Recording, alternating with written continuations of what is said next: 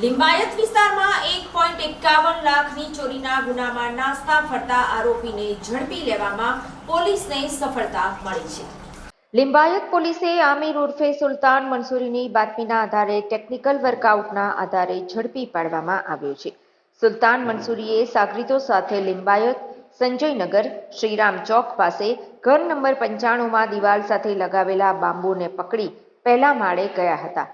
બાદમાં મકાનમાંથી 1 લાખ રોકડા તથા સોના ચાંદીના દાગીના મળી કુલ 1.51 લાખની ચોરી કરી હતી.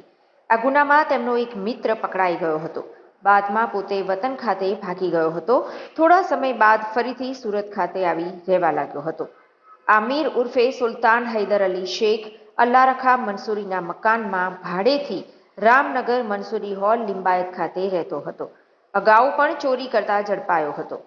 સલાબતપુરા અને પૂણા વિસ્તારમાં ચોરી કરતા ઝડપાયો હતો. આ બંને પોલીસ સ્ટેશન સિવાય પણ આમિરે કરેલા ગુનાનો ભેદ ઉકેલાય તેવી શક્યતા સેવામાં આવી રહી છે.